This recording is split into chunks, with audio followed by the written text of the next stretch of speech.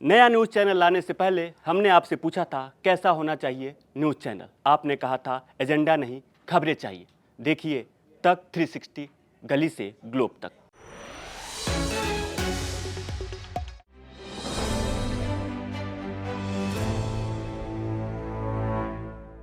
नमस्कार, मैं हूं आशुतोष और आप देख रहे हैं एमपी राउंडअप।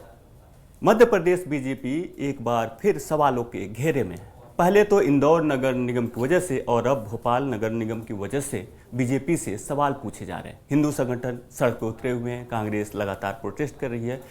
भोपाल के एक बीजेपी पार्षद ने इस्तीफा भी दे दिया, हालांकि उनका इस्तीफा स्वीकार नहीं किया गया। हिंदू संगठन लगातार प्रदर्शन कर रहे हैं, कांग्रेस भी माहौल बना रही है।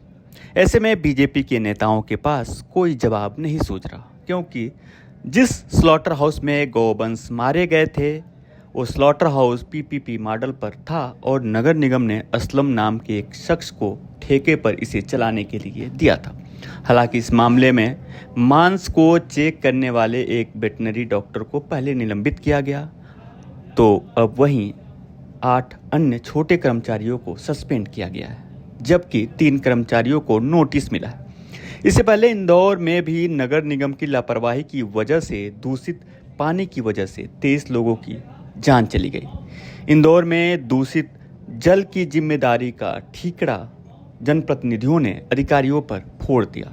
लगता है भोपाल में भी अब जनप्रतिनिधि अधिकारियों पर ही जिम्मेदारी डालने लगे हैं। भोपाल की मेयर मालती राय तो इस पूरे मामले पर कुछ नहीं बोल रही हैं, वो एकदम मौन व्रत पर हैं। हालांकि हिंदू संगठनों का कहना है कि उस स्लॉटर हाउस पर बुलडोजर चलाया जाए जहां से गौमांस निर्यात हो रहा था। कांग्रेस पार्षदों का दावा है कि उन्होंने पहले ही मेयर से इसकी शिकायत की थी, लेकिन मेयर ने उनकी बातें नहीं सुनी। ऐसे में सवाल यह है कि आखिर किसकी शह पर असलम चमड़ा स्लॉटर हाउस में गौवंश को मारता था। सवाल ये भी है कि गाय के नाम पर वोट मांगने वाली बीजेपी अपनी पार्टी के जिम्मेदार जनप्रतिनिधियों पर कार्रवाई करेगी या फिर इंदौर जैसे ही इस मामले को लोगों के जेहन से निकल जाने का इंतजार करेगी। आज एमपी राउंडअप में हम इस पर चर्चा करेंगे और आज इस मुद्दे पर बात करने के लिए हमारे साथ मौजूद हैं मध्य प्रदेश के वरिष्ठ पत्रकार चैतन्य भट्ट जी। चैतन्य जी, आपका एमपी राउंडअप में बहुत बहुत स्वागत है जी। तो क्या आपको लग रहा है कि इंदौर निगम, जो नगर निगम ने जिस तरह से लिपापोती की थी दूषित जल वाला मामले में, वैसे ही सेम यहाँ पे भी भोपाल नगर निगम भी लिपापोती में जुट गई है? क्या जो जिम्मेदार है उनके ऊपर कोई कार्रवाई होगी? देखिए आशुतोष जी, इंदौर नगर निगम के अंतर्गत जिस तरह से अशुद्ध पानी का और दूषित पानी का प्रदाय किया गया और जिससे कई मौतें हो गई, उस मामले में भी मुझे लगता है कि सारा मामला जो है वो ठंडे बस्ते में चला गया है। क्योंकि अभी तक ना तो किसी जनप्रतिनिधि ने नैतिक साहस दिखाया अपने इस्तीफा देने का। मात्र 1-2 निचले जो कर्मचारी हैं उनको निलंबित कर दिया गया है और जो बड़े अधिकारी उनको वहां से हटा दिया गया है। इससे समस्या का हल तो होता नहीं। जिन लोगों की जान चली गई है या जिनके परिवार के लोग चले गए हैं, उन पर क्या बीतती होगी इसकी न तो कोई संवेदनशीलता सरकार में है और न वहाँ के जनप्रतिनिधियों में। यही हाल आप देखिए कि भोपाल में जो स्लॉटर हाउस में गौवंश का मांस पकड़ा गया है, वो भी अपने आप में बहुत ही दुर्भाग्यजनक है, क्योंकि भारतीय जनता पार्टी की का शासन दिल्ली से लेके मध्य प्रदेश में तमाम नगर निगमों में भारतीय जनता पार्टी का राज है। और भारतीय जनता पार्टी और उसके आनुवंशिक संगठन जो विश्व हिंदू परिषद हो या हिंदूवादी अन्य संगठन हो, वो गौ माता को लेके बहुत ज्यादा गंभीर है और उनका ये मानना है कि गौ माता हमारे लिए पूजनीय है और उसको किसी प्रकार के उसके गौ मांस का निर्यात नहीं होना चाहिए। लेकिन आप देखिए कि भोपाल में जिस व्यक्ति के पास ये ठेका है वो कोई आज से नहीं है, कई वर्षों से उसको इसी बात का ठेका दिया जा रहा है। और पीपीपी मोड पे अगर नगर निगम ने उसको स्वीकृति दी है, तो स्लॉटर हाउस की स्वीकृति सिर्फ अकेले नगर निगम या एमआईसी या महापौर के अंतर्गत तो आती नहीं। उसमें बहुत सी चीजें, बहुत से डिपार्टमेंट इन्वॉल्व होते हैं, चाहे वेटनरी का मामला हो, चाहे पॉल्यूशन बोर्ड का हो, चाहे और दीगर चीजों का जो एनओसी होती है, उसके बिना उसका संचालन नहीं हो सकता है। और बहुत बड़े एरिया में उसका संचालन हो रहा है और उनका तो ये कहना है कि हम एक दिन में करीब 100 जानवर काटने की भी हैसियत रखते हैं, इतना बड़ा हमारे पास कार्यक्रम है। इतनी हमारे पास व्यवस्था है, तो उसके बावजूद अगर वहां पर ये देखा जा रहा था। और फिर इसके साथ साथ आप ये भी देखिए कि नगर निगम के कर्मचारियों और वेटनरी डॉक्टर की वहां पे ड्यूटी है, जिन जो ये देखेगा कि वास्तव में वहां किस किस जानवर का मांस काटा जा रहा है, किस जानवर को काटा जा रहा है, किसका मांस भेजा जा रहा है। तो वो क्या कर रहे थे, जाहिर सी बात है कि उनको भी मालूम होगा कि क्या हो रहा है। लेकिन आजकल तो आप देखिए कि जो बड़े बड़े ठेकेदार होते हैं, जिनके पास लाखों करोड़ों का ठेका होता है, उनके सामने सारे जो सरकारी कर्मचारी है वो भीगी बिल्ली बन जाते हैं, क्योंकि उनको बकायदा हर महीने कमीशन मिलता है। और उनकी पकड़ भी बहुत तगड़ी होती है, ऊपरी लेवल।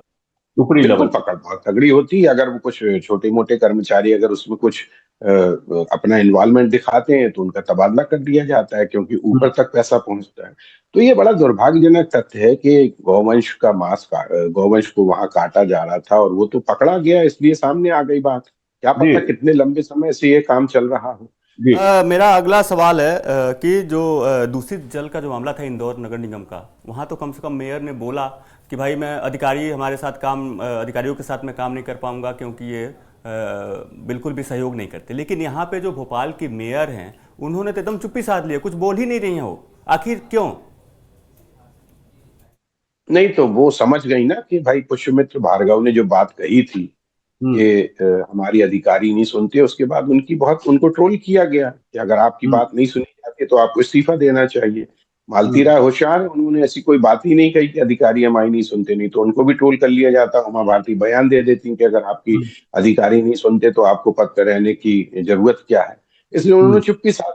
और वैसे भी क्या है, देखिए कोई जवाब जब किसी के पास नहीं होता है, मेयर एक बहुत महत्वपूर्ण संस्था होती है, एक संस्था है, वो व्यक्ति नहीं है, पूरे जिले से चुन चुन के आता है, शहर से चुन के आता है। वो निश्चित तौर पे उसकी जिम्मेदारी होती है कि उसके अंतर्गत नगर निगम में क्या हो रहा है क्या नहीं हो रहा, उसकी भी जिम्मेदारी। लेकिन आजकल महापौर के पास फीता काटना, उद्घाटन करना, भाषण देने के अलावा कोई काम बचा नहीं है।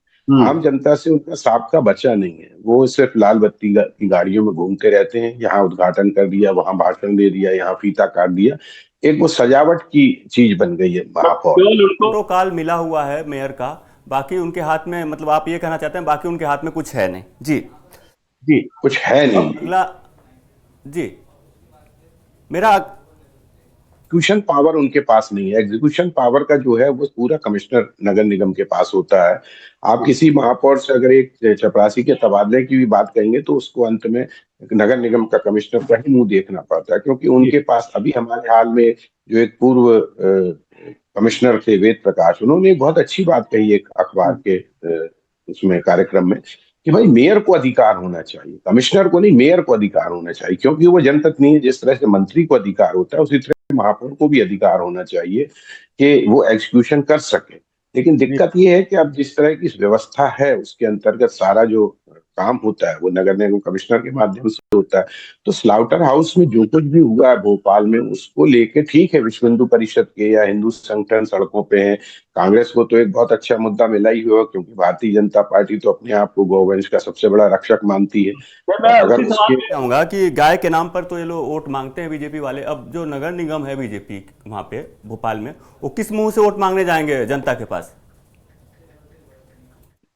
देखिए आजकल जनता की याददाश्त बहुत कमजोर होती है, तमाम राजनीतिक दल बहुत अच्छी तरह से जान चुके हैं। अभी आप 3 महीने बाद देख लीजिए कि इंदौर में क्या हुआ था, किसी को कोई मतलब नहीं होगा। जनता भी उस बात को भूल जाएगी। वाला जो कांड हुआ था आपको याद होगा, जिसमें बहुत लोग मरे थे, वो तो जनता भूल ही गई इंदौर में। तब देखिए जनता की याददाश्त बहुत कमजोर होती है, ये राजनीतिक दल बहुत अच्छी तरह से जानते हैं। उनको मालूम है कि स्लाटर हाउस का भी मामला जो है वो कुछ दिन में दब जाएगा, खत्म हो जाएगा, ठंडे बस्ते में चला जाएगा। तो वोट तो अभी उसमें, वोट में तो काफी समय है, अभी तो 2 साल है उनको। नगर निगम के चुनाव जरूर 1-1.5 साल के भीतर होने वाले हैं, लेकिन विधानसभा के चुनाव तो 2 साल बाद होने वाले हैं। कांग्रेस इस मुद्दे को उठा रही है, लेकिन कांग्रेस की सुनता कौन है आज की तारीख में? ना तो उनमें उतनी ताकत बची है कि वो उस तरह का जबरदस्त आंदोलन कर सके, और फिर आंदोलन करते हैं तो पुलिस उनको चारों तरफ से घेर लेती है। तो ये जो स्थितियां हैं उसमें विपक्ष की हैसियत बहुत कम हो गई है, ना तो उनकी कोई सुनवाई होती है। सरकार को चाहिए कि विपक्ष अगर कोई बात कह रहा तो उसको सुनना चाहिए, उस पर विचार करना चाहिए। है कि हिंदू संगठन जो है वो मांग कर रहे हैं कि स्लॉटर हाउस को गिराया जाए। क्या आपको लग रहा है कि नगर निगम ऐसा करेगा?